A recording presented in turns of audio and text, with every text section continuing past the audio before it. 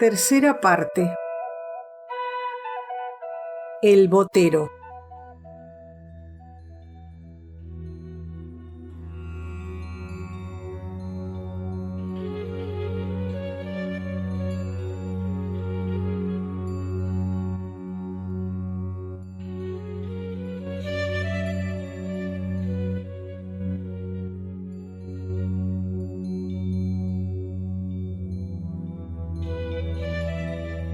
Me quedaré a orillas de este río, se dijo Siddhartha.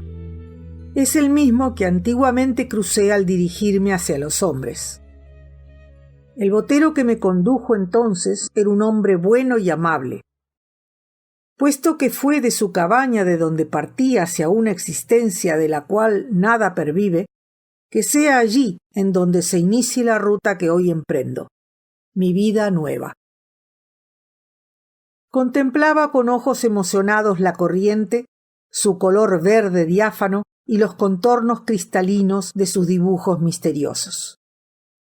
Veía perlas brillantes ascender desde las profundidades, y en la superficie burbujas que flotaban sosegadamente y en las que se espejaban matices azulinos de cielo.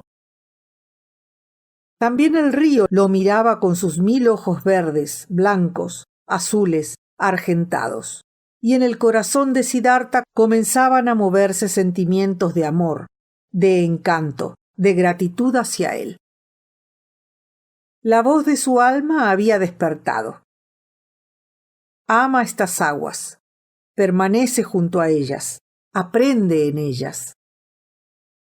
Sí, él aprendería, adivinaría sus secretos, adquiriría el don de comprender las cosas, todas las cosas, y de penetrar en su misterio.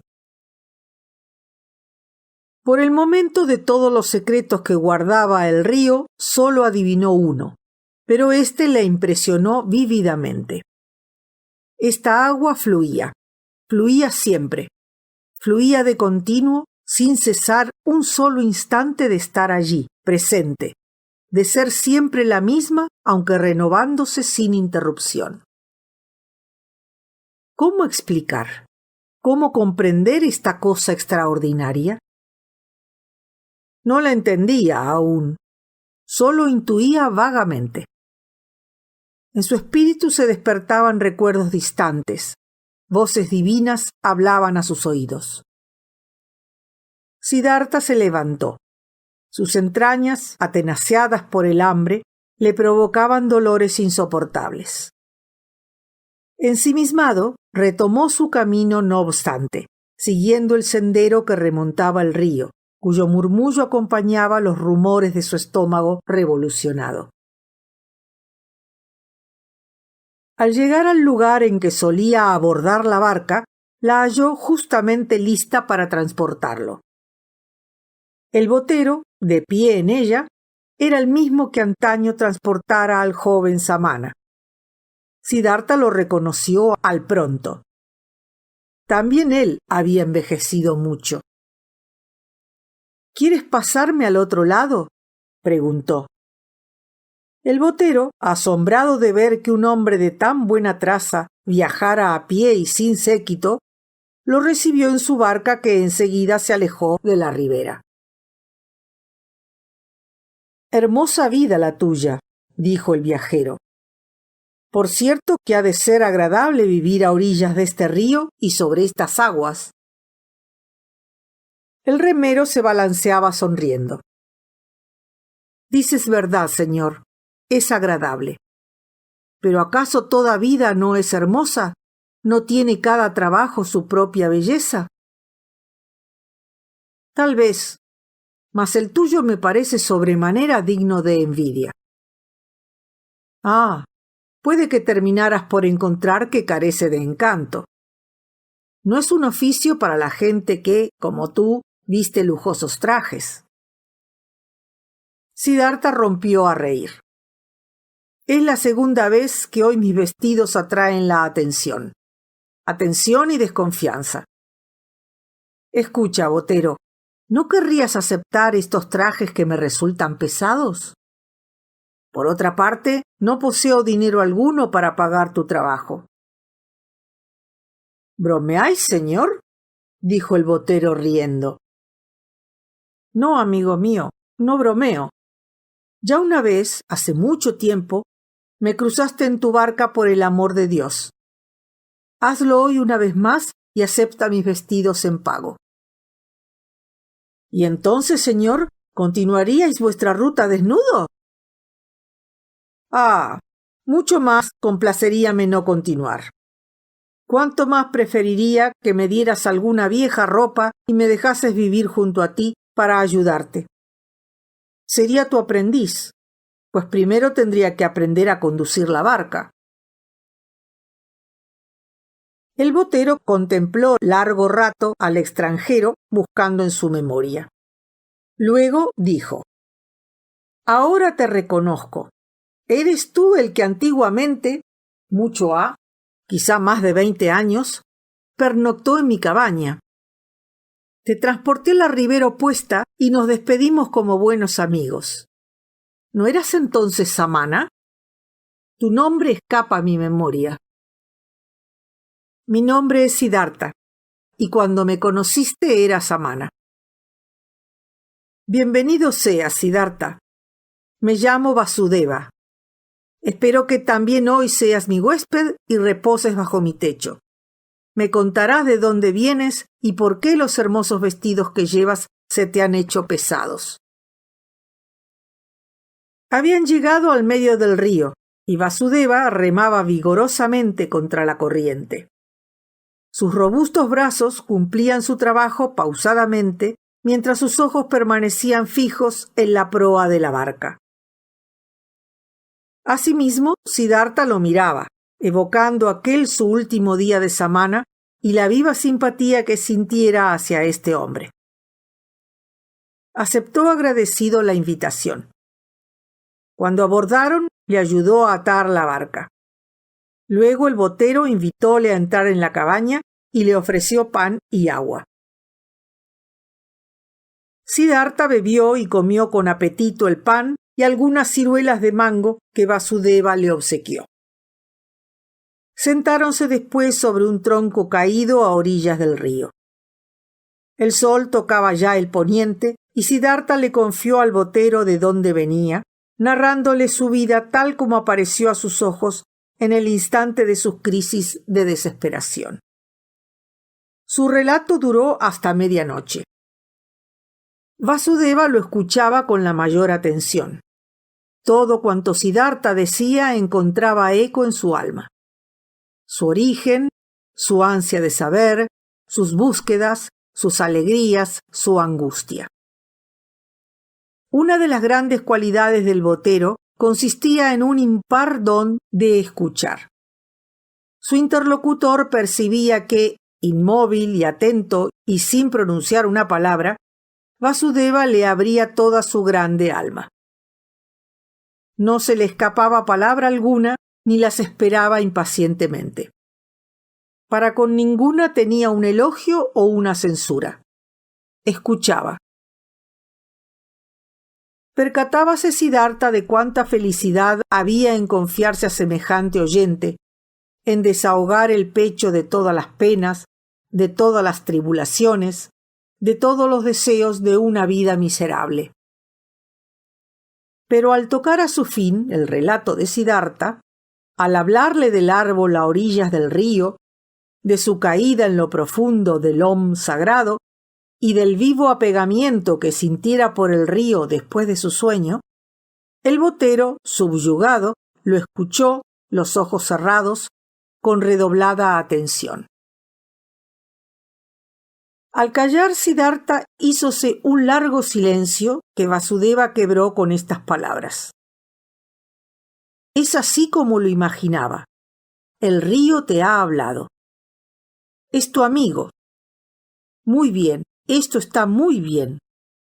Quédate junto a mí, Siddhartha, mi amigo. Antiguamente yo tenía una mujer. Su lecho se hallaba junto al mío. Desde su muerte, años ha, vivo solo. Y bien, desde hoy serás mi compañero. Hay lugar y pan para dos. Te agradezco, dijo Siddhartha. Te agradezco y acepto. Y también te agradezco, Vasudeva, por haberme escuchado con tamaña atención. Por demás raras son las personas que saben escuchar de verdad. Y entre todos tú no tienes igual. También esto he de aprenderlo de ti. Tú lo aprenderás, respondió Vasudeva, pero no de mí, sino del río. Él fue mi maestro y será el tuyo. Todo lo sabe el río, todo lo puede enseñar, todo. ¿Comprendes? Sus aguas ya te instruyeron en la excelencia de intentar descender, disminuirse, abismarse. Siddhartha, rico y honrado, será un simple ayudante de botero. El sabio Brahman Siddhartha se hace botero. He aquí otra cosa que el río te ha dicho, y te enseñará todavía una más. Después de un lapso de silencio, Siddhartha preguntó: ¿Qué? Vasudeva se levantó y dijo: Es tarde, vamos a dormir. Esta otra cosa, amigo, no puedo decírtela yo, la aprenderás. Tal vez la sepas ya. Mira, yo no soy un sabio, no sé hablar e ignoro el arte del pensamiento. Toda mi ciencia consiste en saber escuchar y ser justo. Nada aprendí de otro modo. Si me fuera dado el don de expresarlo y enseñarlo, ¿acaso podría pasar por un sabio? Así como me ves, solo soy un botero. Mi tarea es llevar a la gente de una ribera a la otra de este río. A muchos he cruzado, a miles, y para la mayoría mi río jamás fue otra cosa que un obstáculo. Unos viajaban para ganar dinero, otros para asistir a bodas o en peregrinación. Siempre el río los detenía. ¿Pero acaso el botero no estaba allí para ayudarles? Sin embargo, para algunos, muy pocos, 4 o 5 entre tantos miles, para ellos el río fue algo más.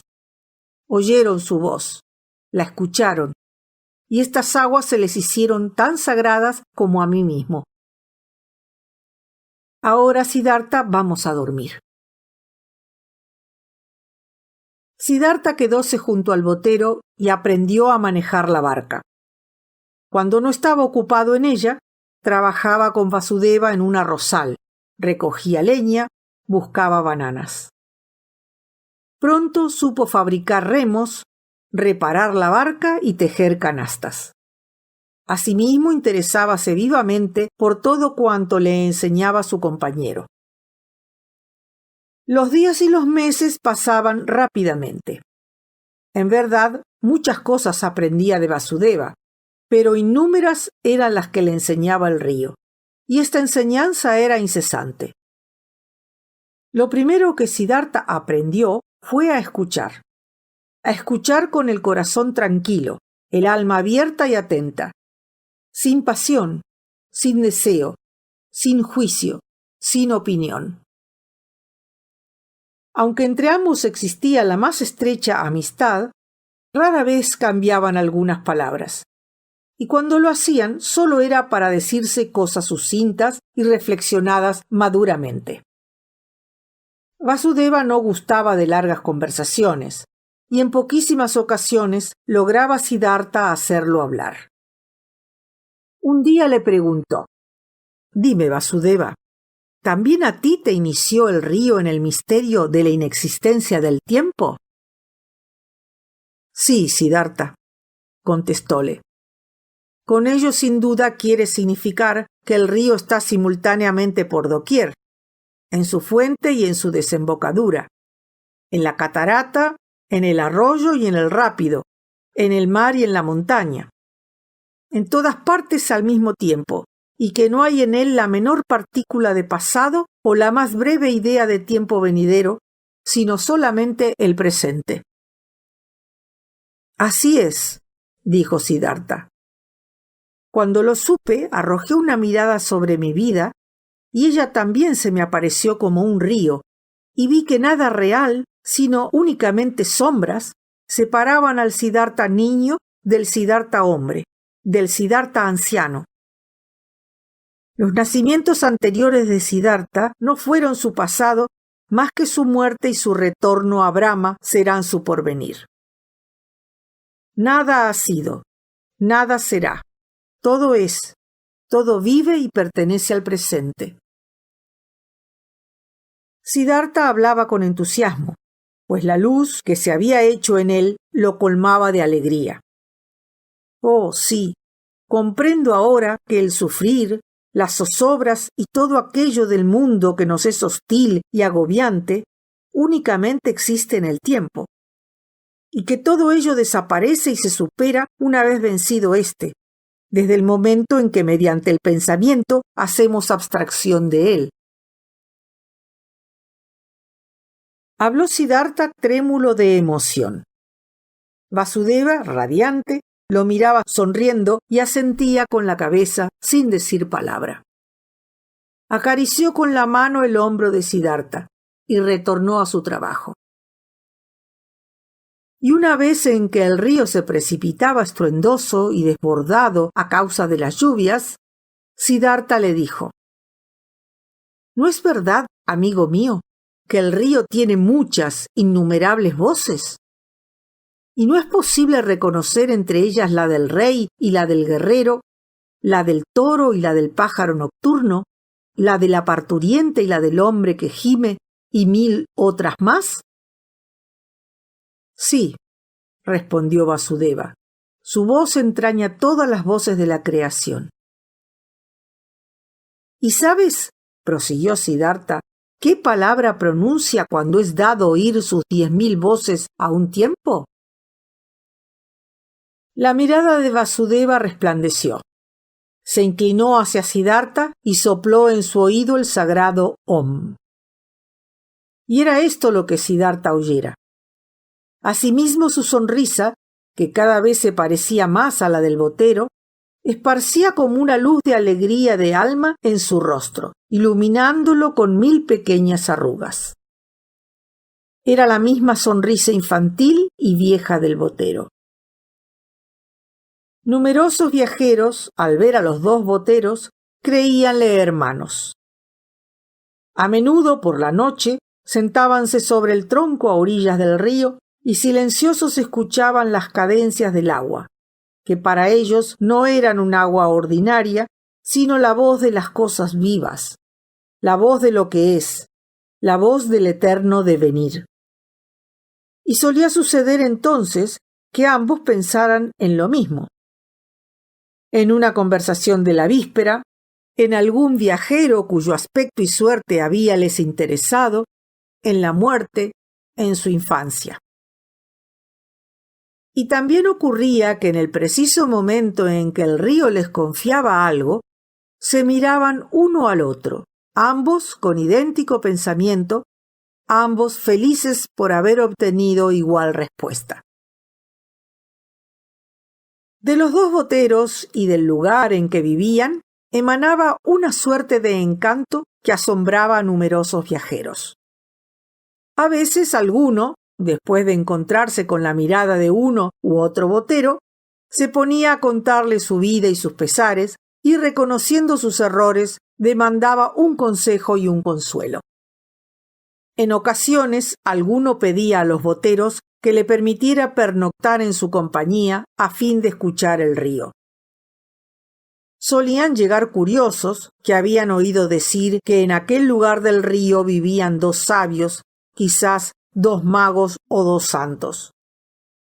Tal gente hacía toda índole de preguntas, pero no recibían respuesta ni descubrían mago o sabio alguno, sino solamente a 2 buenos y pequeños viejos de modales raros que parecían mudos y algo débiles de espíritu.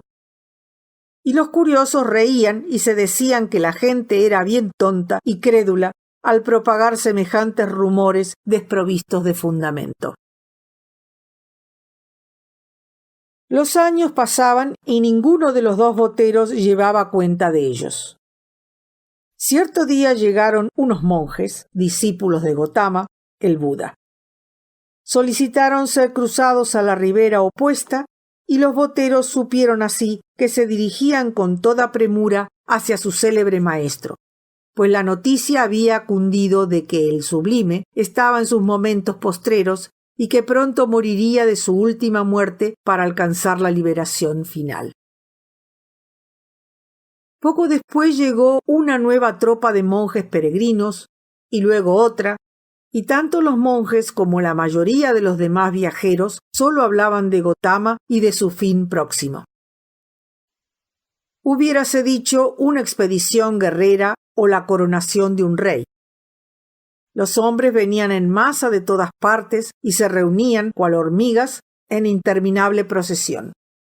Afluían como atraídos por un hechizo hacia el lugar donde el gran Buda iba a morir, donde se cumpliría lo irreparable, donde el ser más perfecto que existiera alcanzaría la gloria. A menudo pensaba Siddhartha en el sabio que moría, en el ilustre maestro cuya voz exhortó al bien a pueblos enteros y arrancó de su torpor a millones de individuos. También él la escuchó un día.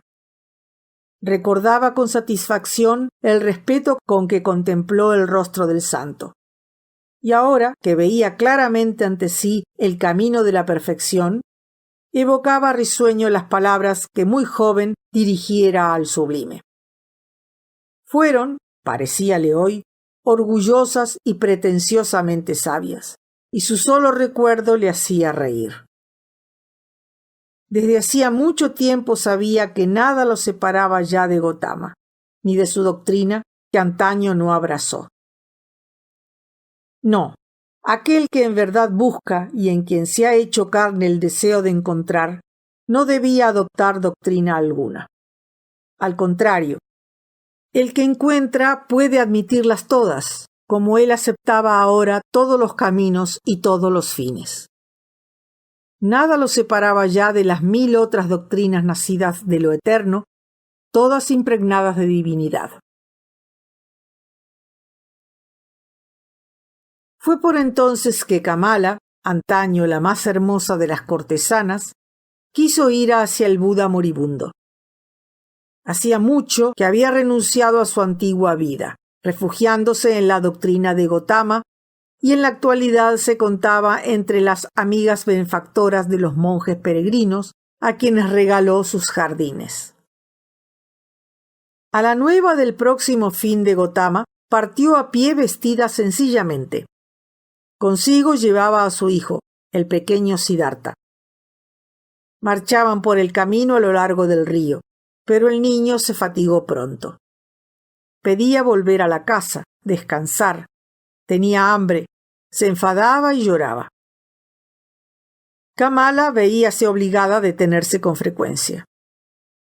El niño estaba acostumbrado a imponerle su voluntad. No comprendía el porqué de esta cansadora y afligida peregrinación para ver a un hombre moribundo al que se decía santo. Que se muriera, ¿qué le importaba a él? Ambos viajeros hallábanse bastante próximos al huertecillo de Vasudeva, y el pequeño Siddhartha nuevamente obligó a su madre a hacer un alto para descansar. También ella, Kamala, se sentó sobre el suelo, cerró los ojos y se adormeció. Pero de improviso profirió un grito dolorido. Aterrorizado, el niño la miró y vio su rostro pálido de espanto y que una pequeña serpiente negra se escapaba de entre sus vestidos. Madre e hijo echaron a correr para llegar hasta un lugar habitado y pronto se encontraron casi frente al desembarcadero. Allí Kamala se desplomó. No podía dar un paso más. El pequeño comenzó a gritar a voz en cuello, interrumpiéndose solo para besar a su madre y abrazarla. También ella unió sus llamados a los del niño. Sus clamores llegaron hasta Vasudeva, que se hallaba a corta distancia. Corrió hacia ellos, levantó a la mujer en sus brazos, la condujo a la barca seguida por el niño, y poco después los tres entraban en la cabaña, donde en ese momento Siddhartha se disponía a encender fuego. Alzó los ojos y vio primero el rostro del niño, que se le asemejaba asombrosamente, y cosas por largo tiempo olvidadas volvieron a su espíritu. Luego vio a Kamala, sin conocimiento aún, en los brazos del botero, y la reconoció al pronto. Comprendió entonces que aquel niño cuyos rasgos removieron tan profundamente sus recuerdos era su propio hijo, y el corazón se le agitó en el pecho.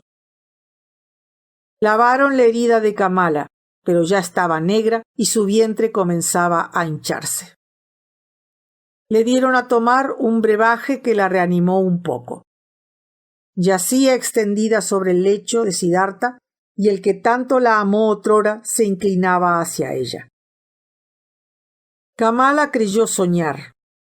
Fijó sus ojos en los de su amigo, pero transcurrieron algunos minutos antes de que le fuera posible volver a la realidad. Recordó entonces la picadura de la serpiente e inquirió ansiosa por su niño.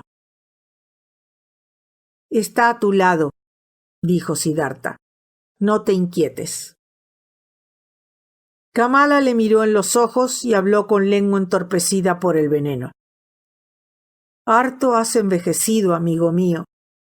Estás completamente gris. Pero me recuerdas al joven Samana que sin vestidos y los pies cubiertos de polvo llegó un día hasta mi jardín. Te pareces a él mucho más que cuando nos abandonaste a Kamaswami y a mí. Sobre todo, tu mirada es igual a la de aquel muchacho. Sí, también yo estoy vieja, y sin embargo me reconociste». Siddhartha sonrió.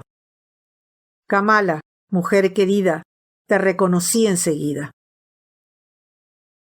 Kamala, señalándole a su niño, inquirió.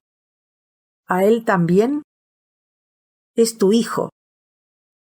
Los párpados se le cerraban sobre los ojos turbios ya. El niño rompió a llorar. Siddhartha lo tomó sobre sus rodillas, lo dejó llorar, le acarició los cabellos, y mientras examinaba su cara inocente, recordó una oración brahmánica aprendida en épocas muy distantes, cuando pequeño. Entonces, lentamente, con voz cantante, habló y hubiérase dicho que las palabras que fluían de su boca venían de los días remotos de su infancia. Bajo la influencia de este canto monótono, el niño se calmó. Sollozó todavía un poco y se durmió. Siddhartha lo acostó sobre el lecho de Vasudeva y miró a su amigo que se hallaba preparando arroz.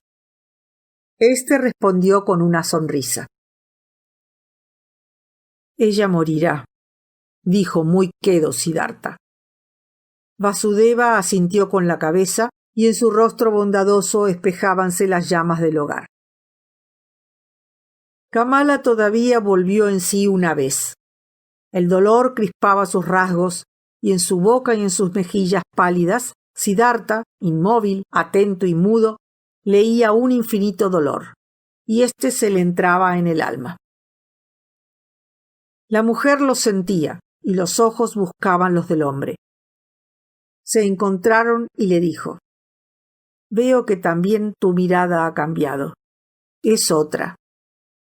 ¿En qué reconozco, pues, que eres Siddhartha? Eres tú y no eres tú». Siddhartha no respondió, pero su mirada muda se fijó en la de Kamala. «¿Has encontrado lo que buscabas?», preguntó ella. «¿Has encontrado la paz interior?». Él sonrió y tomó su mano.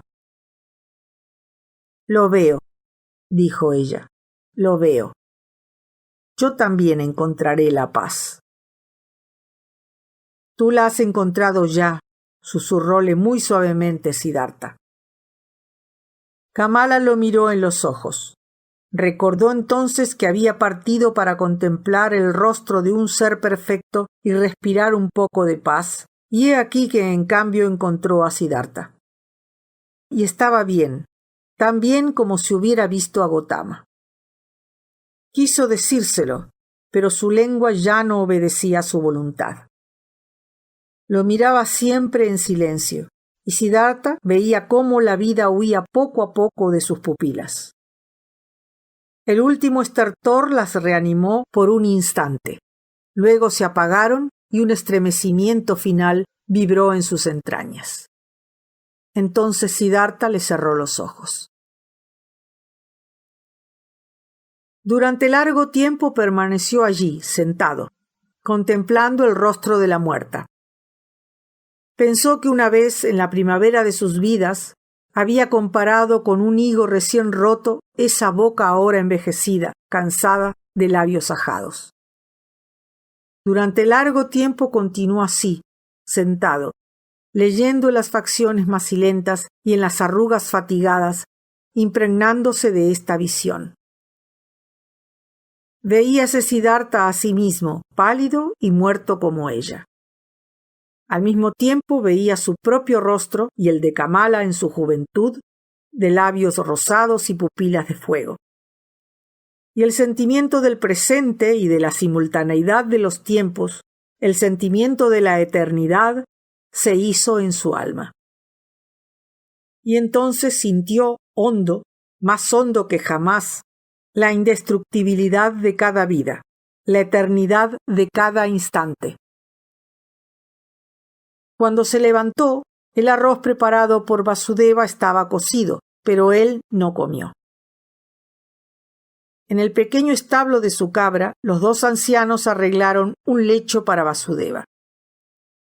Siddhartha salió y pasó la noche sentado delante de la cabaña, escuchando al río, internándose en su memoria, abarcando a la vez todos los períodos de su vida.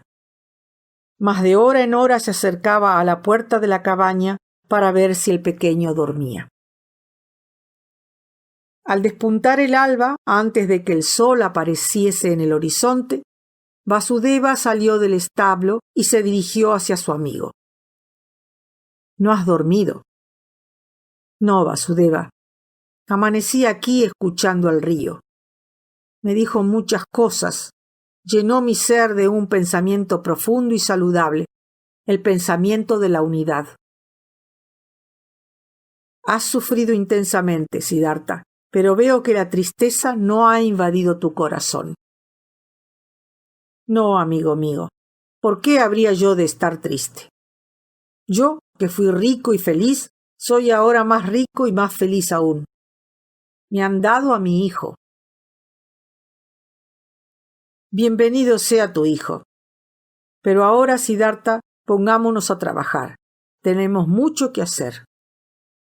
Kamala ha muerto en el lecho donde mi mujer terminó sus días y sobre el mismo montículo en el que su cuerpo se convirtió en cenizas, quemaremos el suyo.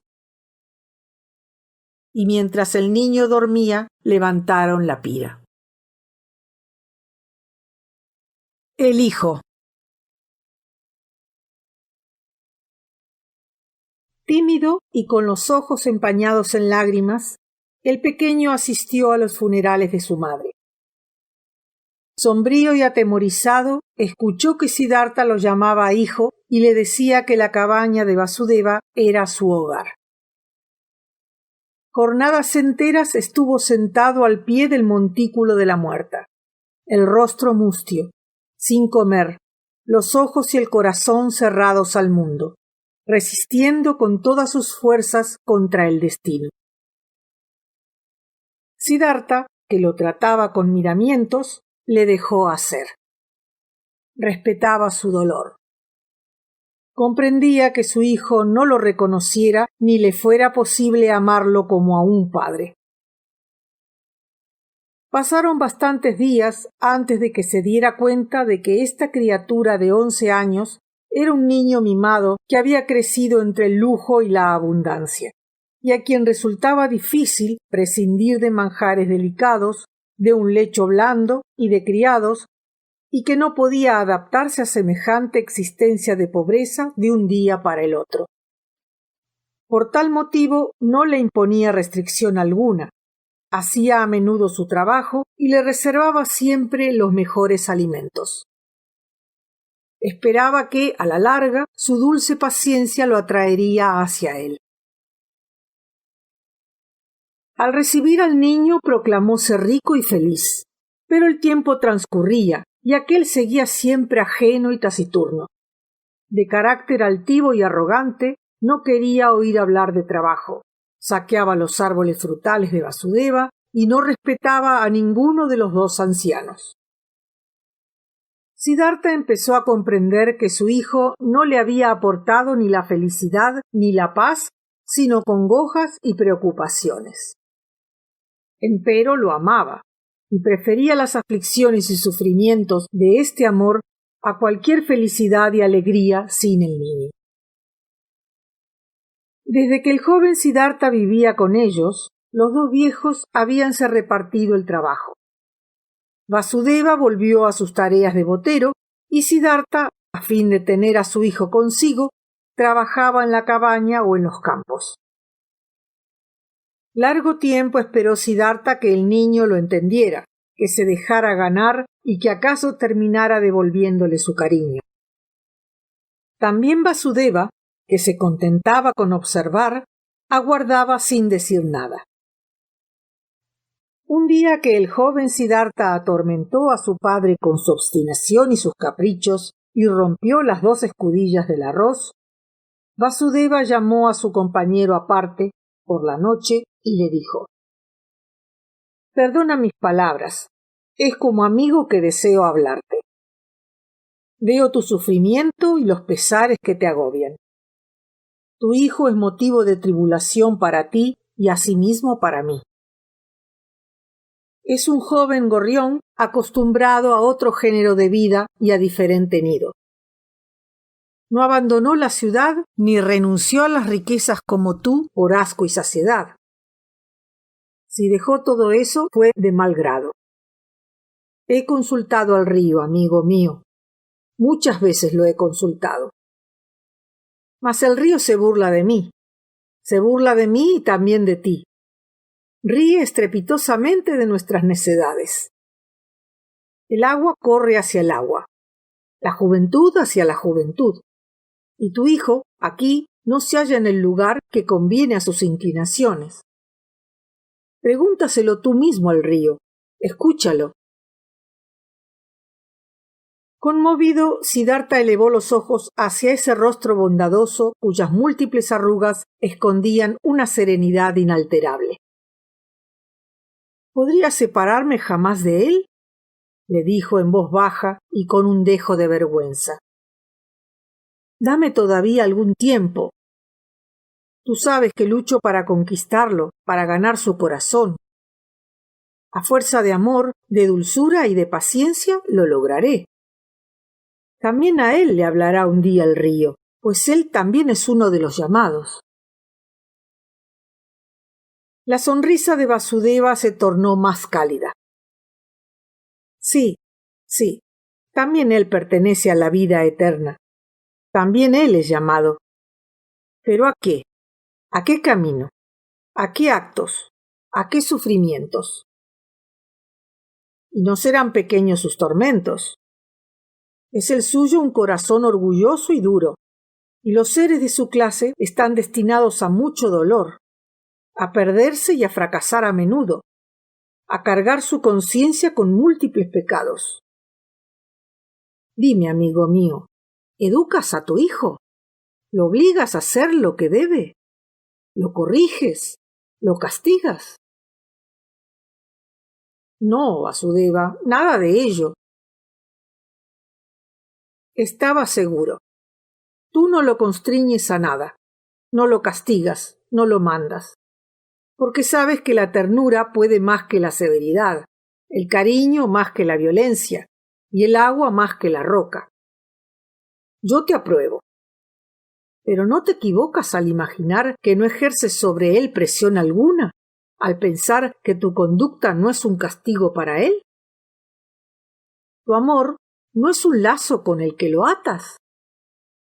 ¿Acaso tu bondad y tu paciencia no agravan su estado?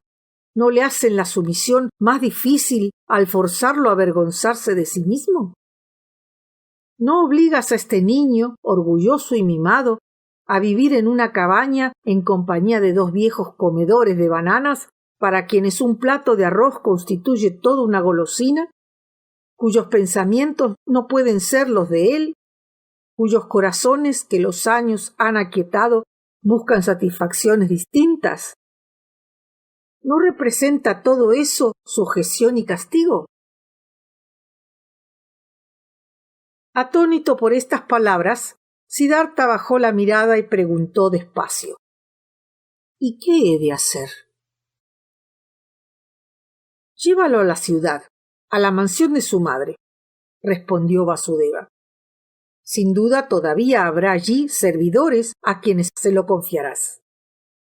Y si no, colócalo en casa de un maestro, no por lo que éste habrá de enseñarle, sino para que el niño viva con otras criaturas de igual edad y condición y en un mundo que es el suyo. ¿No has pensado en estas cosas? Lees en mi corazón, respondió Siddhartha con voz dolorida. A menudo pensé en ello. Mas entiéndeme, ¿cómo he de abandonar así en el mundo a este niño cuyo corazón, tú lo sabes, nada tiene de tierno? ¿No lo vencerán sus malas inclinaciones? ¿No sucumbirá a la atracción de los placeres y del poder? ¿No caerá en todos los errores de su padre? ¿No terminará por perderse en el samsara? La sonrisa del botero se esparció luminosa. Tomó suavemente el brazo de Siddhartha. Pregúntaselo al río, amigo mío. Escucha un poco cómo se ríe de ti. ¿Crees en verdad que aquellas tus locuras las cometiste para ahorrárselas a tu hijo? ¿Piensas que podrás preservarlo del samsara? ¿Cómo? ¿Por la doctrina? ¿Por la oración? ¿Por las amonestaciones? Oh, querido, ¿has olvidado ya la historia de Siddhartha, el hijo del Brahmán? Esa historia tan edificante que otrora me contaste en este mismo lugar. ¿Quién protegió al samana Siddhartha del samsara, del pecado, de la cupidez y de las locuras? ¿La piedad de su padre? ¿Las exhortaciones de los maestros? ¿Su propio saber? ¿Sus búsquedas? ¿Qué padre o maestro hubieranle impedido vivir su vida y ensuciarse en el contacto con ella? ¿Pudo alguien impedir que aquel joven se mancillara con pecados, vaciara la copa de las amarguras y encontrara por sí mismo su camino? ¿Crees tú, pues, oh amigo mío, que le es posible a ningún hombre eludir semejante camino? ¿A tu hijo acaso? ¿Porque lo amas y deseas evitarle dolor y desilusiones? Aunque 10 veces murieras por él, ni 1 milímetro lograrías desviarlo de su destino.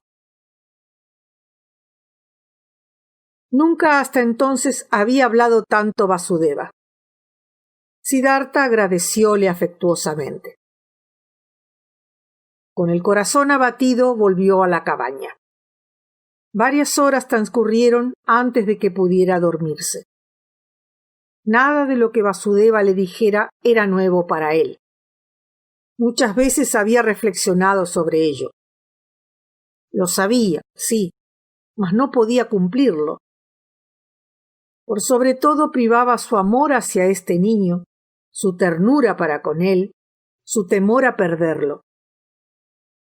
¿Existió alguna vez algo a lo que se hubiera apegado tan loca y tan ciegamente, por quien tanto hubiese sufrido inútilmente, pero con más alegría?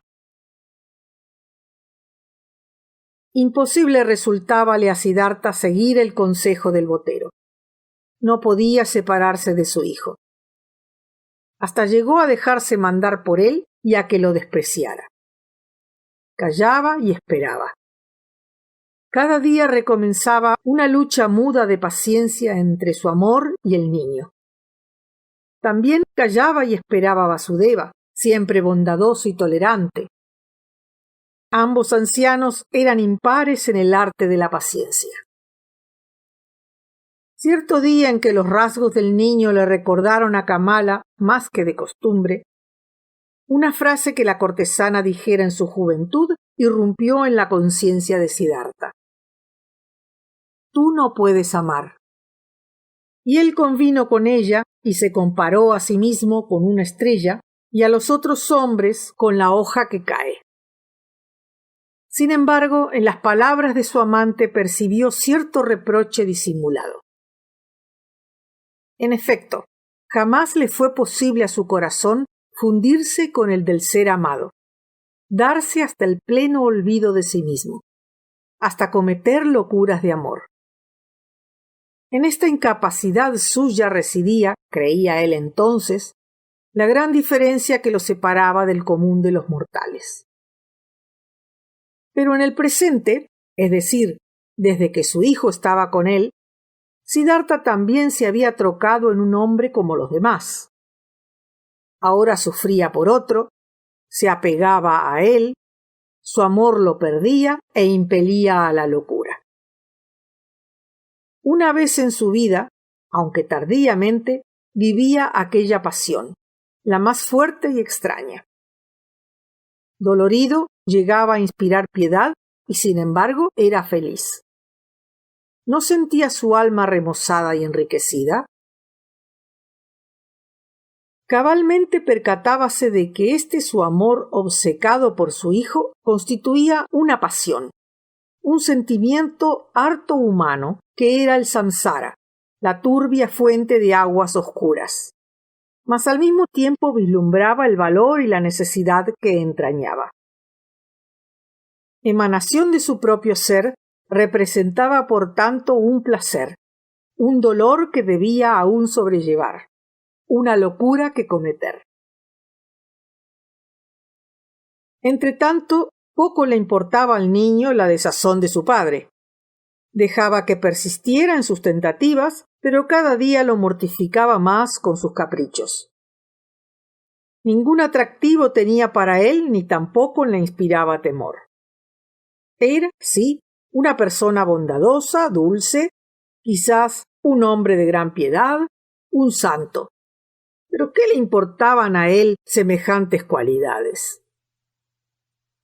Solo sabía que este padre lo retenía prisionero en una cabaña miserable y que su dulce sonrisa a cada una de sus faltas e insultos, su bondad en pago de cada una de sus maldades, lo aburrían. Nada en el mundo detestaba más que lo que él llamaba gestos afectados de viejo cazurro. Con mucho hubiera preferido que lo amenazara francamente, e inclusive que lo maltratara. Llegó la hora en que la antipatía del joven Siddhartha estalló y volvióse abiertamente contra su padre. Habíale pedido que recogiera algunos leños, pero el niño, en lugar de hacerlo, permaneció en la cabaña con aire insolente y los ojos húmedos de cólera. Comenzó a patalear y a amenazarlo con los puños, y en una explosión de rabia enrostróle todo el odio y el desprecio que había en su corazón. «Ve tú mismo a buscar tu madera», vociferó entre espumarajos de furia. «No soy tu valet. Sé que no me pegarás, no te atreves a ello. También sé que tu intención es castigarme humillándome con tu bondad y tu indulgencia.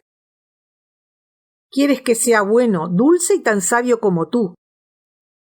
Pero sabe de una vez por todas que con tal de torturarte me haría ladrón de caminos. Sí, hasta me convertiría en asesino para lograr tal placer. Antes que ser igual a ti, me entregaré a todos los demonios. Te odio, tú no eres mi padre, aunque hayas sido 10 veces el amante de mi madre». Toda su cólera y su aversión desbordantes vomitábalas en palabras confusas y malignas. Luego huyó, volviendo recién entrada la tarde.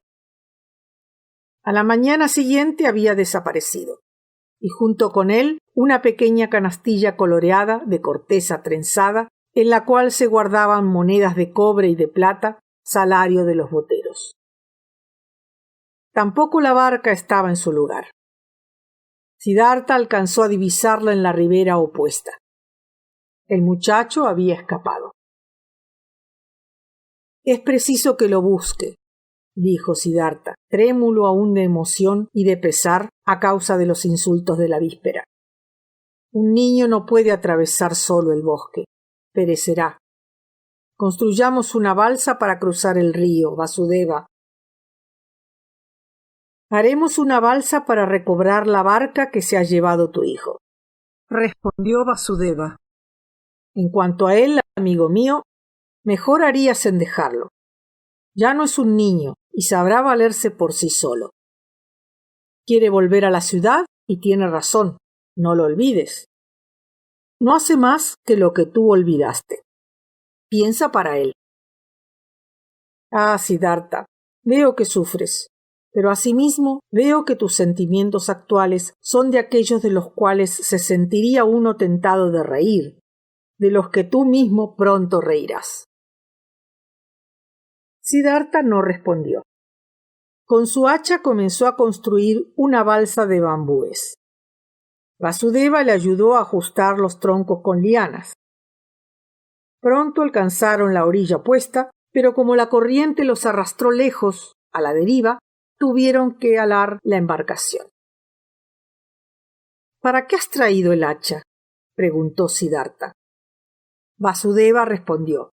Tal vez se hayan perdido los remos de nuestra barca.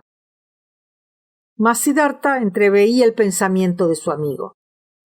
El niño habrá tirado o roto los remos con el propósito de vengarse o para impedir que se le persiga. En efecto, los remos no estaban en la barca. Vasudeva señaló el fondo de ésta y miró risueño a su amigo, como queriendo decir: ¿Ves lo que tu hijo ha querido que entiendas? ¿Comprendes que no desea que lo sigan? Pero no expresó este pensamiento en alta voz.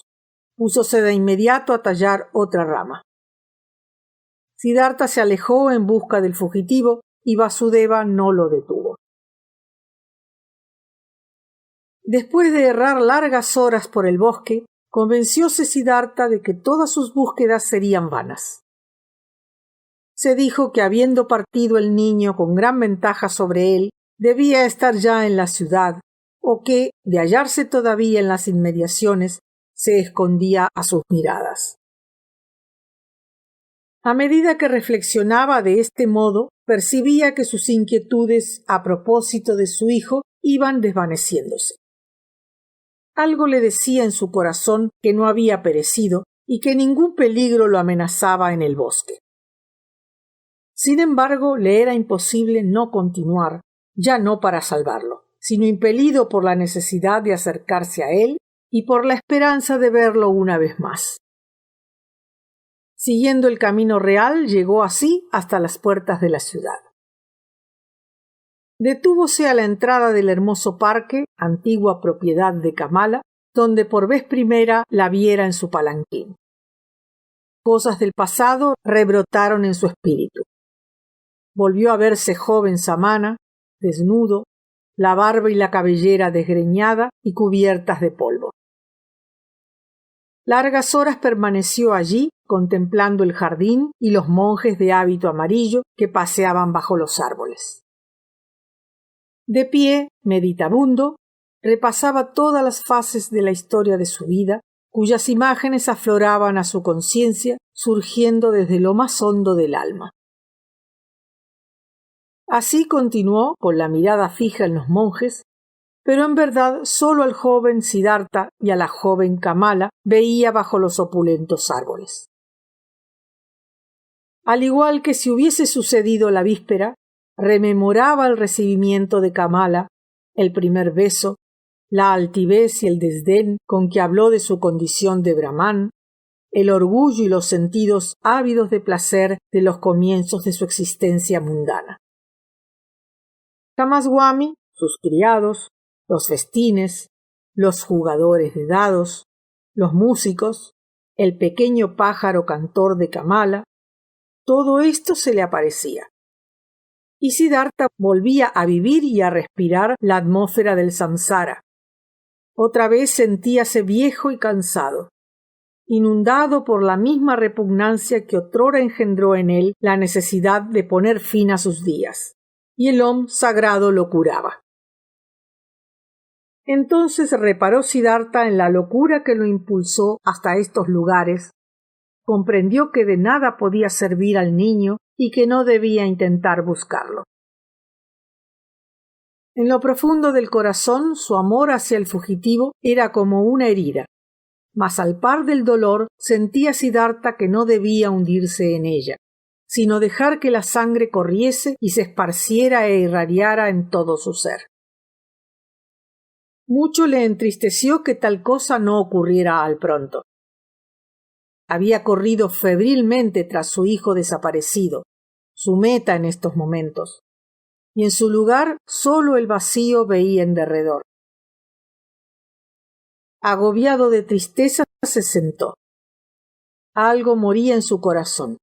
La alegría se iba y se entraba a la nada. ¿Cuál sería ahora su camino?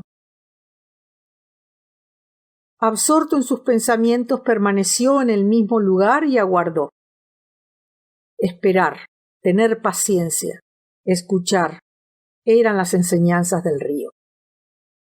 Y seguía sentado. Escuchaba entre la polvareda del camino. Espiaba su corazón lastimado y exhausto, esperando que una voz le hablase. Muchas horas pasaron así, y ninguna imagen se presentó a su espíritu. Perdido en la nada, Siddhartha se abandonaba, se dejaba naufragar, no alcanzando a distinguir el camino salvador. Solo al aguzarse terriblemente su sufrir, pronunció muy suavemente el sagrado Om que rebosó su alma. Los monjes lo vieron y como se encontraba allí desde muchas horas y el polvo cubría sus cabellos grises, uno de ellos se dirigió hacia él y depositó 2 bananas a sus pies. Pero el anciano no lo vio. Fue menester que una mano se apoyase sobre su hombro para arrancarlo de este sopor. La reconoció al punto por el contacto blando y tímido, y volvió en sí. Se puso de pie y saludó a su amigo Vasudeva. Y al posarse sus ojos sobre el bondadoso semblante lleno de breves arrugas risueñas, iluminadas por aquellos ojos tan serenos, también en su rostro comenzó a aflorar una sonrisa. Vio las bananas, las recogió, obsequió una al botero y se comió la otra. En silencio, ambos emprendieron el camino de regreso a través del bosque. Ni uno ni otro habló de lo ocurrido ese día, ni pronunció el nombre del niño o hizo alusión a la huida. Ninguno dijo una sola palabra acerca del sufrimiento que le tocara en parte. Llegado a la cabaña, Siddhartha se extendió sobre su lecho. Al cabo de unos instantes, cuando Vasudeva le trajo una escudilla de leche de coco, lo encontró dormido. Om. Terribles fueron los padecimientos de Siddhartha. Muchas veces, cuando cruzaba en su barca a hombres que llevaban consigo a sus hijos, la envidia le aguijoneaba. ¿Por qué a miles y miles de padres les es dado disfrutar la más dulce de las dichas y a mí me está vedada? Hasta el malo y el ladrón tienen niños que los aman y a quienes aman. ¿Por qué no podré yo ser feliz? De este modo ingenuo, insensato incluso, reflexionaba entonces. Hasta tal punto habíase tornado semejante a los hombres. Los hombres. Hoy los veía de manera muy diferente que antaño, y con menor presunción y menos orgullo los juzgaba. Sentíase más cercano a ellos. La vida y los hechos del vulgo despertaban su curiosidad. Cuando transportaba a viajeros de condición inferior, mercaderes, soldados, mujeres de todas las categorías, esta gente no le parecía ya tan extraña como antes. La comprendía su existencia no guiada por ideas u opiniones, sino únicamente por necesidades y deseos. Interesábase y se sentía uno de ellos. Aunque estuviera ya cerca de la perfección y el recuerdo de su último dolor le torturaba todavía, consideraba a estos hombres sencillos como sus hermanos. Las vanidades, los afanes y los caprichos mundanos habían dejado de ser ridículos a sus ojos. Sí, valía la pena entender a esta gente, amarla y hasta venerarla. El amor ciego de la madre, la estúpida y cariñosa presunción de padre, el necio afán de la joven coqueta por adornarse con joyas que provocan la admiración de algunos hombres. Habíasele esclarecido el sentido de todas estas necesidades pueriles y todas estas aspiraciones ingenuas e irrazonables, pero tan poderosas en la vida, no aparecían más a los ojos de Siddhartha como cosas despreciables. Por ellas los hombres cumplían lo imposible, realizaban largos y duros viajes, exterminábanse los unos a los otros, soportaban sufrimientos infinitos, resistían todo, y hasta esto hacía que él los amase. En cada una de sus pasiones y actos descubría la vida, lo animado, lo indestructible, el Brahma. Hasta en la ceguera que les producía su felicidad, su fuerza y su perseverancia, estos hombres eran dignos de amor y de admiración. Nada les faltaba. El sabio, el pensador, únicamente les era superior en una cosa muy pequeña, su conciencia de la unidad de lo viviente. Hasta llegaba Siddhartha a preguntarse a veces si el saber o la idea tenían toda la trascendencia que se le atribuía, si acaso no representaran más que un juguete de los hombres pensadores, de los hombres niños que piensan.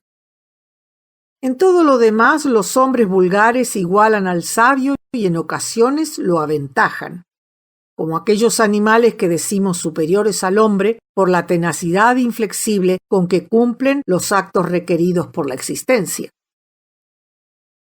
Poco a poco desarrollábase y maduraba en Siddhartha la cabal noción de la sabiduría verdadera, objetivo de sus largas búsquedas. Predisposición del alma, capacidad o arte misterioso de identificarse a cada instante de la vida con la idea de la unidad, en ello residía el saber supremo. Sentir la unidad en todas partes, respirarla. Todo esto se entraba paulatinamente en Siddhartha, y en el semblante viejo e infantil de Vasudeva se refractaba como armonía, ciencia de la perfección eterna del mundo, sonrisa, unidad. Pero la herida del alma continuaba sangrando. Pensaba en su hijo con amor moteado de amargura. En su corazón guardaba el dolor que lo roía, alimentándolo, abandonándose allí a todas las locuras del amor. La llama no se extinguía por sí misma. Un día en que la herida le abrazaba más que nunca, Siddhartha cruzó el río, compelido por la necesidad de ver a su hijo. Descendió en la ribera opuesta con firme voluntad de llegar a la ciudad y buscarlo. Era el tiempo de los calores. Las ondas deslizábanse sosegadas y casi silenciosas, pero el murmullo de las aguas sonaba extrañamente. Reían. Sí, reían. Hubiérase dicho que su risa clara y burlona se mofaba del viejo botero. Siddhartha se detuvo, y al inclinarse para oír mejor, vio espejarse en la corriente apacible un rostro que le suscitó en el alma lejanas resonancias.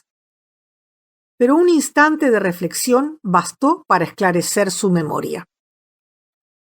Era el rostro de un ser al que antaño amó y temió. Era el rostro de su padre, el Brahmán, y evocó cómo, adolescente, lo obligara a dejarle unirse a los samanas, la escena del adiós y de su partida sin retorno. ¿No habían sido los sufrimientos de su padre parejos a los suyos? ¿No murió el Brahmán hace muchos años, solo, sin haber vuelto a ver a su hijo? ¿Por qué no habría de esperar él idéntica suerte? ¿No representaba en verdad una comedia extraña y estúpida, semejante repetición de los hechos, esta carrera sempiterna en un mismo círculo fatal? Pensando en su padre, en su hijo y en la risa irónica del río, Siddhartha regresaba a la cabaña, en desacuerdo consigo mismo, propenso a la desesperación y a la vez con ganas de reír a carcajadas del mundo entero y de su propia persona. Pero ¡ay! La herida no había florecido aún. Su corazón continuaba ofreciendo resistencia al destino. La serenidad y la victoria no resplandecían todavía a través de su dolor. No obstante, una vez en la cabaña, púsose a esperar, y en todo su ser cundió una irresistible necesidad de abrirse a Vasudeva, de mostrarle el meollo de su alma, de decirle todo, a él, el maestro de los que saben escuchar. Vasudeva se hallaba dentro, sentado, tejiendo una canasta. Ya no conducía la barca, pues su vista empezaba a enturbiarse y su brazo habíase debilitado. Pero la alegría y un calmo bienestar iluminaban siempre su semblante. Se sentó Siddhartha junto al anciano y comenzó a relatarle, muy despacio, cosas que antes jamás le dijera. Hablóle de su ida a la ciudad, de la herida que le escocía las entrañas, de cómo la envidia lo mortificaba al ver a otros padres más felices, de la locura de sus deseos, de la cual se percataba, y de sus vanos combates contra ellos. Confesó todo, sentíase capaz de decir todo, hasta lo más vergonzoso, y lo dijo. Desnudó su alma y ninguna confesión le fue penosa.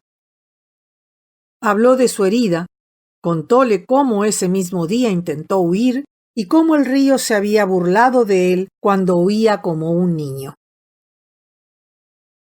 Habló por espacio de muchas horas, y Vasudeva le escuchaba impasible. El hechizo de la atención con que el botero seguía sus palabras metíase en él más hondo que nunca. Tenía la impresión de que sus esperanzas se entraban en el alma del anciano y que sus dolores y ansiedades vertíanse hacia él. Descubrir la herida a un hombre que sabía escuchar como aquel era como bañarla en las aguas del río hasta que se volviera fresca como ellas. En tanto continuaba hablando, siempre en confesión. En Siddhartha crecía cada vez más el sentir de que no era ya Vasudeva, de que no era un hombre quien lo escuchaba, que este ser inmóvil al que hablaba absorbía su confesión como las plantas el agua del cielo, que era el río mismo, Dios, lo eterno. Y mientras los pensamientos de Siddhartha se iban alejando de él y de su herida, esta creencia en la transformación de Vasudeva fijábase vigorosamente en su espíritu. Más se penetraba de ella, menos se asombraba y mejor comprendía que cuanto sucedía era natural y en el orden de las cosas. En esta hora reconocía que desde siempre Vasudeva había sido así, pero que jamás lo vio cabalmente, y que acaso él mismo se le pareciera mucho. Lo sentía como a uno de esos dioses que la imaginación del pueblo se representa, pero sabía que esta visión no podía durar y en su interior comenzaba a alejarse. Pensando en estas cosas, continuaba. Al terminar Siddhartha, Vasudeva fijó sobre él sus ojos bondadosos, algo debilitados. No habló. pero de su ser silencioso irradiaban amor y serenidad, comprensión y saber. Tomó a Siddhartha por la mano, lo condujo a la ribera, sentóse a su lado y sonrió al río. Lo has escuchado reír, dijo, pero no has escuchado todo. Esperemos atentamente y oirás aún otra cosa. Pusiéronse a escuchar. Las voces del río cantaban con dulzura. Siddhartha miró en el agua y en su fluir le aparecieron imágenes. Vio a su padre, solo, llevando duelo. Vióse a sí mismo, solo, unido por lazos de amor a su hijo lejano. Vio a su hijo, solo también, sobre la ruta ardiente que recorría hacia la meta de sus juveniles aspiraciones. Cada uno de ellos tenía los ojos fijos sobre una meta. En cada uno de ellos señoreaba el pensamiento de alcanzarla. Cada uno de ellos era presa de tremendos sufrimientos. El río cantaba con la voz del dolor y de la pasión. Atraído por su meta, se deslizaba hacia ella, y su murmullo hubiérase dicho una queja. Las miradas mudas de Vasudeva decían, ¿oyes? Y Siddhartha asentía. Escucha mejor, susurró Vasudeva. Siddhartha concentróse. La imagen de su padre, su propia imagen y la imagen de su hijo volviéronse una. También surgió la de Kamala, disipándose después. Más tarde fueron la imagen de Govinda y otras. Todas se confundían, se hacían río, y con éste se lanzaban, con idéntico ardor, con igual codicia y sufrimiento, hacia la meta anhelada. Y la voz del río retumbaba, palpitante, henchida de deseos, plena de dolor quemante, colmada de ansias insaciables. Veía Siddhartha cómo el río con él, los suyos y todos los que conociera, tendía hacia su meta con toda la fuerza que le era dada. Cargado de sufrimientos, corría en pos de metas innumerables. Cataratas, lagos, rápidos, mar, y a todas llegaba, y el agua exhalaba vapores que se elevaban al cielo, que luego se trocaban en lluvia, que se precipitaba desde aquel y se convertía en manantial, en arroyo, en río que una vez más volvía a elevarse para recomenzar su carrera. Ahora la voz dejó de expresar aquellos afanes. Se hizo gemebunda, como la de alma en pena, y otras 1000 voces, alegres unas y de dolor otras, uniéronse a ella. Y luego otras más que decían del bien y del mal, que reían y lloraban. Siddhartha era todo oídos. Sus facultades en tensión recogían esas voces. Solo ellas existían para él. Absorbía y se identificaba con todos estos rumores, sabiendo que estaba ya aquí la hora en que alcanzaría su última perfección en el arte de escuchar. Si bien con frecuencia las voces del río embelesaron sus oídos, hoy parecíanle nuevas. Principiaba a no poder distinguir con claridad sus sonidos. En concierto confundíanse los de nota alegre con los quejosos, los masculinos con los infantiles. El lamento del melancólico y la risa del escéptico, el grito de cólera y los gemidos de la agonía se hacían uno, se fundían y compenetraban de 1000 modos. Y todo esto en su conjunto era el mundo. Todos los clamores, las aspiraciones, los afanes, los sufrimientos y los placeres, todo el bien y todo el mal, formaban parte del río, del suceder, la música de la vida.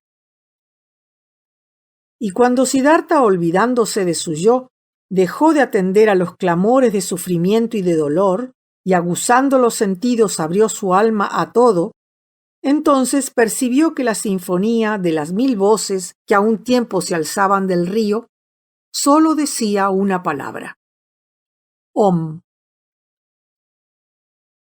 ¿Oyes?, preguntaron los ojos de Vasudeva. Y en tanto la sonrisa iluminaba las arrugas de su vieja cara, un halo de claridad planeaba por sobre su cuerpo, como el Om sobre las voces del río. En verdad resplandecía la sonrisa del viejo botero e idéntica sonrisa brillaba en Siddhartha. Su herida florecía ahora, su dolor irradiaba. Su yo habíanse fundido con la unidad, con el todo. Desde este instante Siddhartha cesó de luchar contra el destino, cesó de sufrir.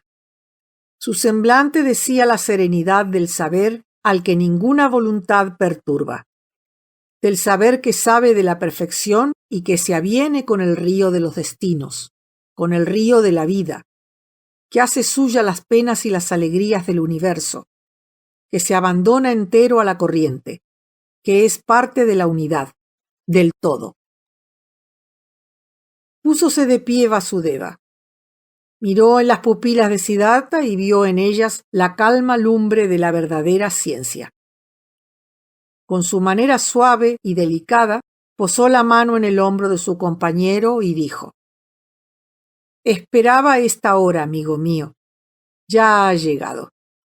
Permíteme partir. Sí, durante largo tiempo la esperé. Durante largo tiempo he sido el botero Vasudeva. Ahora esto ha terminado. Adiós, pequeña cabaña. Adiós, río. Adiós, Siddhartha. Siddhartha se inclinó profundamente ante aquel que se despedía. Lo sabía, respondió. ¿Vas hacia la selva? Voy hacia la selva, voy hacia la unidad, exclamó Vasudeva radiante. Y radiante partió. Siddhartha lo siguió con la mirada y en sus ojos había alegría infinita y profunda gravedad. Vio cómo se alejaba con paso tranquilo, toda su persona irisada de luz. Govinda. Cierto día, Govinda, acompañado por algunos monjes, llegó hasta los jardines que la cortesana Kamala regalara a los discípulos de Gotama e interrumpió su peregrinación a fin de descansar. Oyó allí hablar de un viejo botero que le dijeron vivía a una jornada de marcha y a quien muchos consideraban un sabio. Al partir, Govinda decidió seguir el camino que atravesaba por dicho lugar, pues sentía curiosidad por ver a ese hombre. Aunque constantemente vivió en la observancia de la regla, y en razón de su edad avanzada y de su modestia, tuviéronle en alto aprecio los monjes más jóvenes, la inquietud y la necesidad de buscar acuciaban a menudo su alma.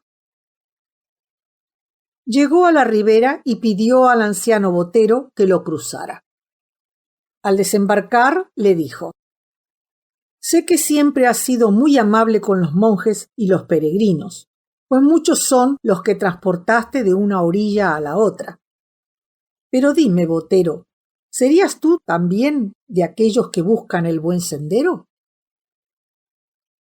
Siddhartha, cuyo viejo rostro sonreía bajo la llama de su mirada, respondió: ¿Acaso pretendes tú ser uno de ellos, oh venerable? ¿Tú, ya cargado de años y que llevas el hábito de los monjes de Gotama?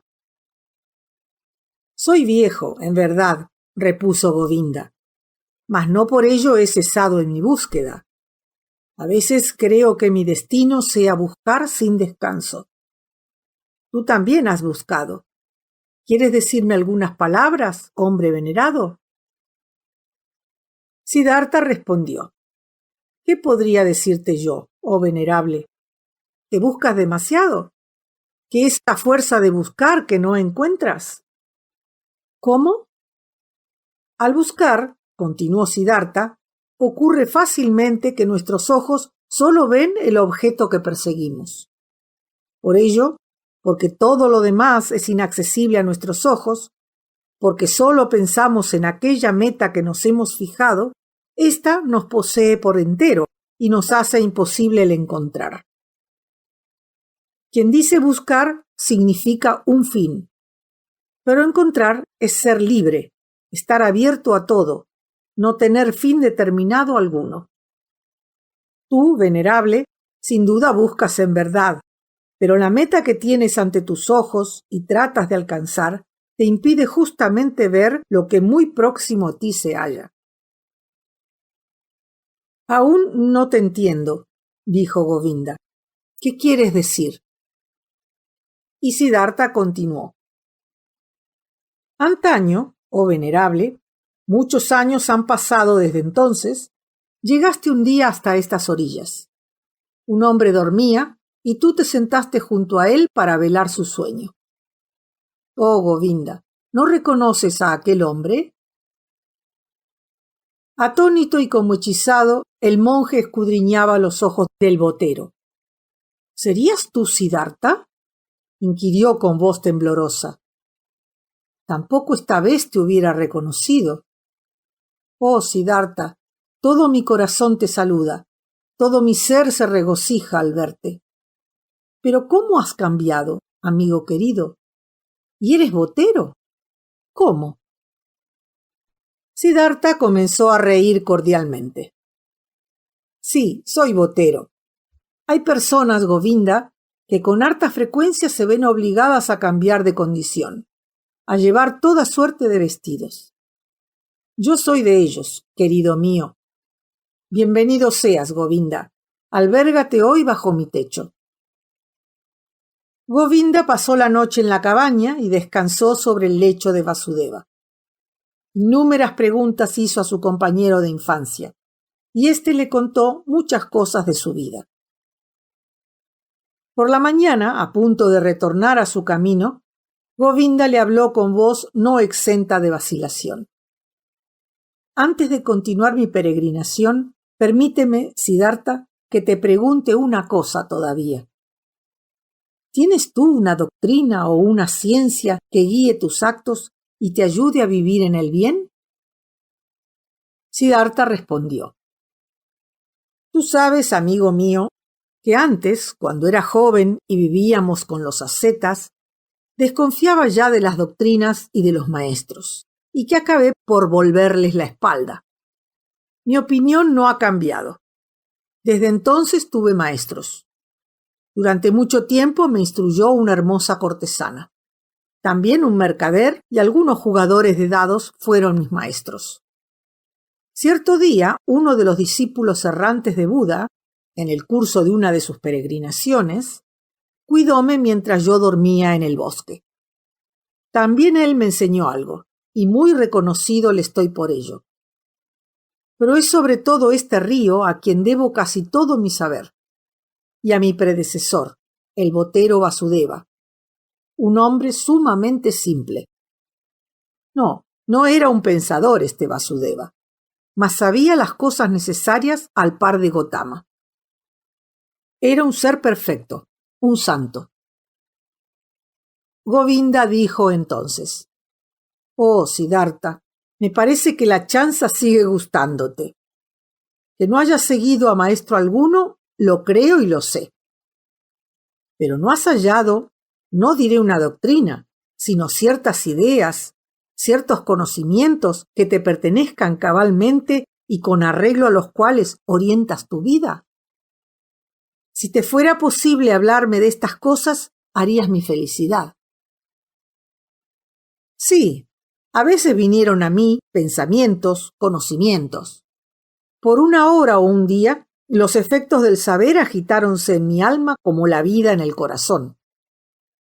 Ciertamente se trataba de ideas, mas harto difícil me sería comunicártelas. Escucha, mi buen Govinda, uno de los pensamientos míos. La sabiduría no se transmite. La ciencia que el sabio intenta comunicar suena siempre a locura. ¿Quieres reírte de mí?, preguntó Govinda. De ningún modo. Te digo lo que hallé. Puede comunicarse el saber, pero no la sabiduría.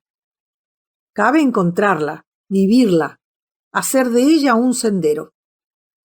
Es posible, merced a ella, realizar milagros, pero en punto a decirla y a enseñarla, no, esto no se puede. Cuanto te digo ahora, lo sospechaba ya de joven, y fue lo que me hizo huir de los maestros. Escucha, Govinda, otro pensamiento que acaso tomes tú por broma o locura, pero que en verdad está por encima de todos los pensamientos que tuve jamás. Helo aquí. Lo contrario de cada verdad es tan verdadero como la verdad misma. Te lo explicaré. Una verdad, cuando es unilateral, solo puede expresarse con palabras que la encubren.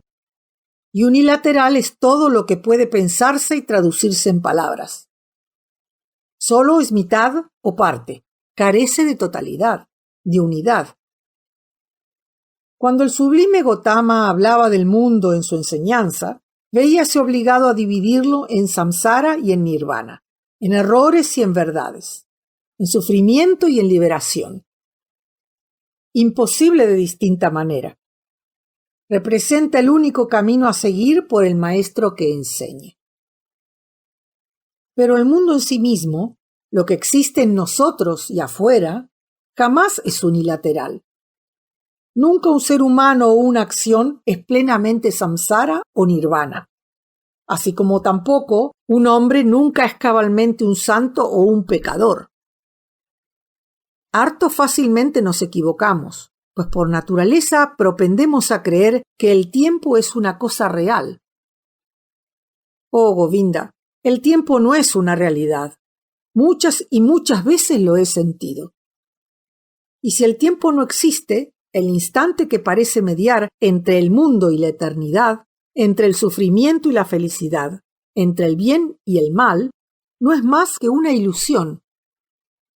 ¿Cómo?, preguntó Govinda con voz honda de ansiedad. Presta atención, mi buen amigo, escúchame bien. Yo soy un pecador, tú también lo eres, y ambos seguimos siéndolo. Pero vendrá un día en que seremos Brahma, en que alcanzaremos el nirvana, en que seremos Buda. Mas ten cuidado, este un día es una ilusión, una manera de hablar.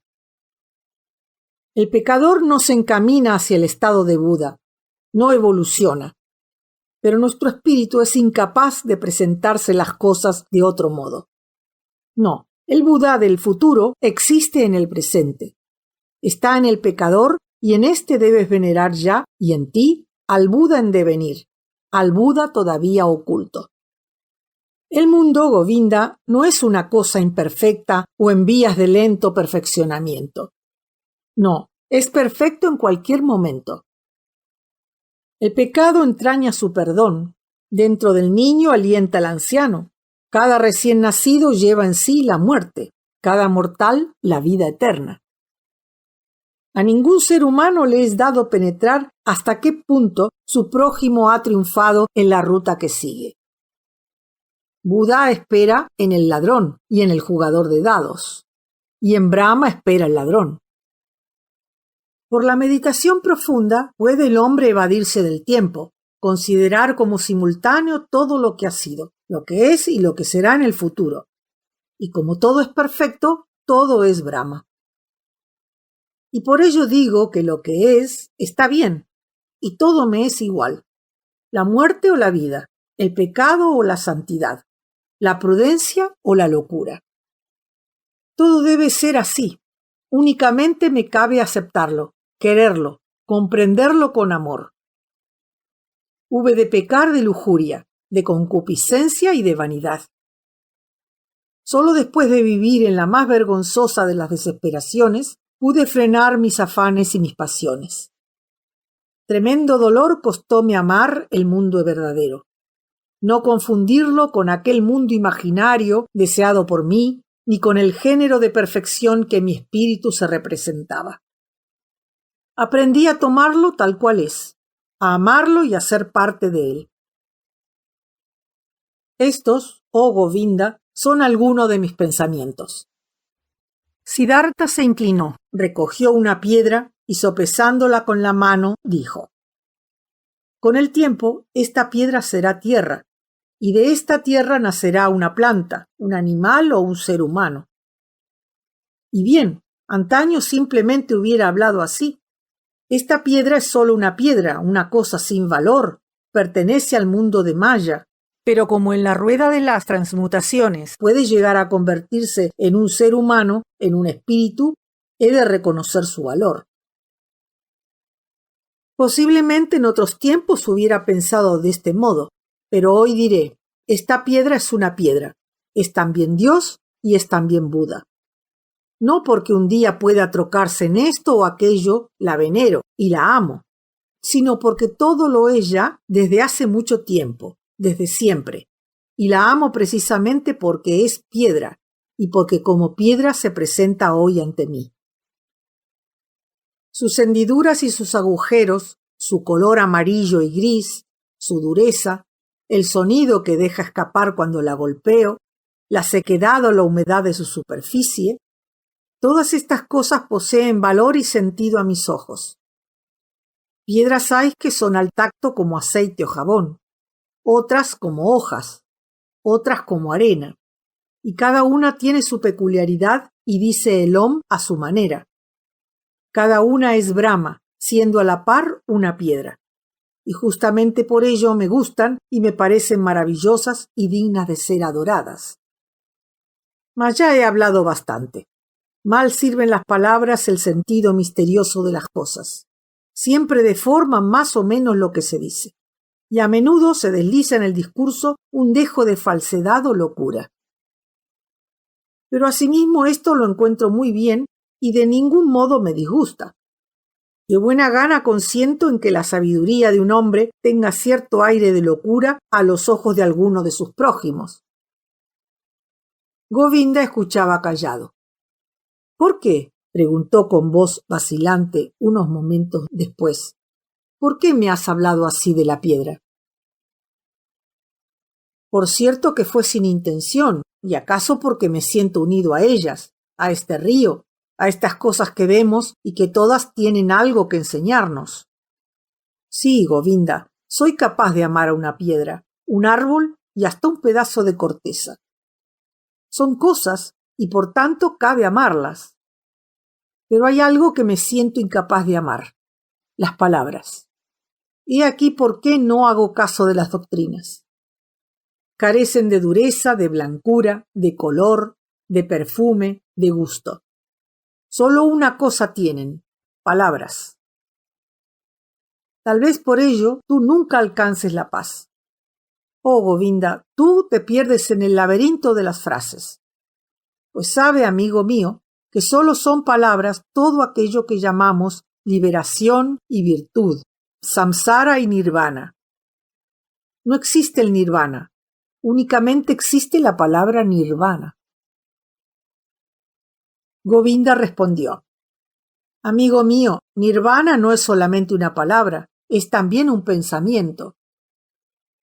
Siddhartha replicó: un pensamiento, sí, convengo. Pero te confieso, querido mío, que entre el pensamiento y la palabra no encuentro gran diferencia.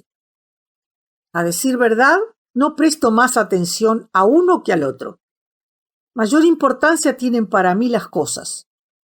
Por ejemplo, aquí, a orillas de este río, vivía un hombre, mi predecesor y mi maestro. Era un hombre santo que durante largos años solo creyó en este río y en nada más. El río le hablaba y fue su maestro. Lo instruyó y lo educó. El río era su Dios. Durante mucho tiempo ignoró que también son divinos los vientos, las nubes, el pájaro, el insecto, y que su saber iguala al de este río venerable, que pueden instruirnos a la par de él. Y cuando este santo, que jamás tuvo un maestro o un libro, partió hacia la selva, lo sabía todo, sabía más que tú y yo, únicamente por la fe en su río. Govinda le dijo: ¿pero hay realidad, hay ser en todo esto que tú llamas las cosas? ¿No serían meramente una engañosa imagen de la Maya, simples apariencias y sombras? Tú, piedra, tú, árbol, tú, río, ¿son en verdad realidades? Tampoco esto me preocupa, respondió Siddhartha. Poco importa que estas cosas sean una apariencia, pues entonces yo mismo soy una apariencia, y así yo soy como ellas, y ellas como yo. Somos iguales, y por tanto las amo y las venero. Reside aquí una enseñanza de la que acaso reirás, oh Govinda, y es que el amor debe dominarlo todo. Analizar el mundo, explicarlo, despreciarlo, tal vez sea la labor de los grandes pensadores. Mas para mí solo vale el ser capaz de amarlo sin desprecio. El no odiarlo a él y a mí al mismo tiempo, el unir en mi amor, en mi admiración y en mi respeto a todos los seres de la tierra sin excluirme. Comprendo, dijo Govinda, pero esto es justamente lo que el sublime llamaba un señuelo. Él proclamaba la tolerancia, la piedad, la paciencia, la benevolencia, mas no el amor, y nos prohibía atar nuestros corazones a todo lo terreno. Lo sé, respondió Siddhartha con una sonrisa que brilló como el oro. Lo sé, Govinda, y henos aquí ahora en plena maleza de las opiniones, en la disputa sobre palabras. No podría negarlo. Cuanto digo del amor está en contradicción, pero contradicción aparente, con las palabras de Gotama. Y por ello desconfío tanto de las palabras, pues sé que dicho antagonismo es pura ilusión. En mi alma sé que nada me separa de Gotama. ¿Cómo decir que él no haya conocido el amor? Él, que sabía de la debilidad y de la flaqueza de la naturaleza humana y que empero llevó su amor a la humanidad al punto de consagrarse a ella durante su larga y penosa existencia para ayudarla e instruirla. Aún en él, tu maestro y el más grande de entre todos los maestros, la cosa a mis ojos vale más que las palabras. Su manera de vivir y de obrar tiene más peso que sus discursos. Un solo ademán suyo tiene mayor trascendencia que sus opiniones. No es en los discursos ni en el pensamiento que reside su grandeza, sino en sus actos, en su vida. Durante largo rato los hombres callaron. Luego, inclinándose ante su amigo para despedirse de él, Govinda habló. Gracias, Siddhartha, por haberme iniciado en algunos de tus pensamientos. La mayoría son algo extraños y arduo me resulta entenderlos en su conjunto. Sea como fuere, te agradezco y deseo que tus días sean felices. Pero en el corazón se decía, hombre raro este Siddhartha, singulares ideas las suyas.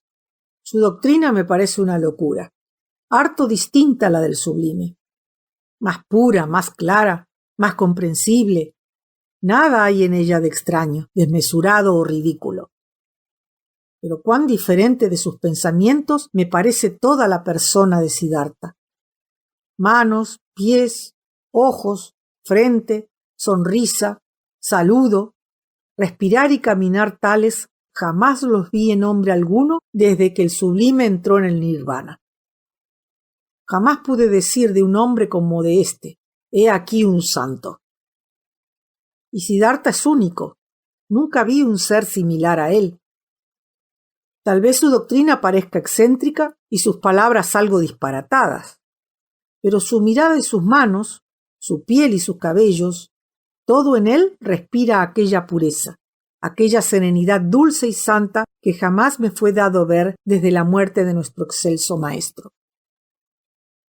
Hablaba así Govinda a su alma, mientras en su corazón movíanse los pensamientos más contradictorios. Una vez más volvió a inclinarse profundamente, impelido por el amor, ante el inmóvil Siddhartha que permanecía sentado.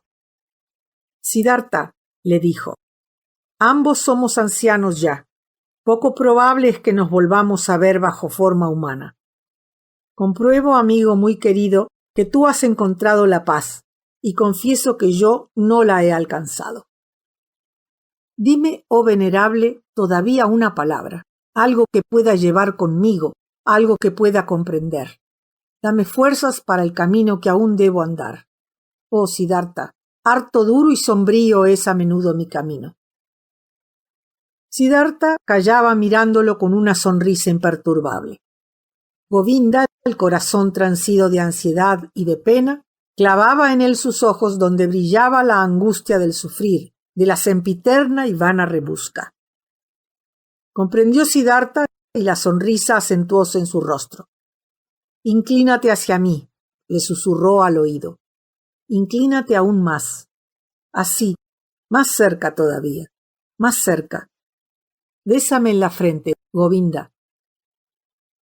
Asombrado, Govinda, más atraído por el amor y una suerte de presentimiento, obedeció al mandato.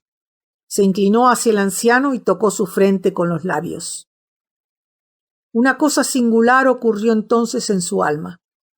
Mientras sus ideas continuaban enredadas en las extrañas palabras de Siddhartha y su espíritu se hacía violencia para abstraerse del tiempo, para representarse el nirvana y el samsara como uno, mientras que el inmenso amor y la veneración que experimentaba por su amigo pugnaba aún con esa especie de desdén que le inspiraban sus palabras, Siddhartha desapareció a sus miradas. En lugar de su rostro vio otro, una multitud, centenares, miles. Fluían como las ondas de un río, se desvanecían, reaparecían al mismo tiempo, se modificaban, renovábanse sin cesar, y todos seguían siendo Siddhartha. Vio el rostro de un pez, de una carpa, cuya boca abierta y ojos mortecinos decían el dolor infinito de la agonía. Vio el rostro colorado y lleno de arrugas de un recién nacido a punto de llorar. El de un asesino, cuyo cuchillo se hundía en las carnes de un hombre. Vio en el mismo instante cómo este asesino, encadenado, se arrodillaba ante el cadalso y el verdugo le cortaba la cabeza de un solo golpe de hacha. Vio cuerpos de hombres y de mujeres desnudos en las posiciones y las luchas del amor más desenfrenado. Vio cadáveres que yacían rígidos, fríos, vacíos. Vio cabezas de animales, de cocodrilos, de elefantes, de toros, de pájaros. Vio dioses, Krishna, Agni. Vio todas estas figuras y todos estos cuerpos unidos los unos a los otros de mil maneras, y cómo cada uno de ellos corría en ayuda del otro, amándolo, odiándolo, destruyéndolo, procreando de nuevo. Y en cada uno de ellos vivía la voluntad de morir, la confesión apasionadamente dolorosa de su fragilidad. Empero ninguno moría, sino que se transformaba, renaciendo siempre bajo nueva apariencia. Y sin embargo, entre la primera y la segunda forma no hubiese entrado el más mínimo espacio de tiempo.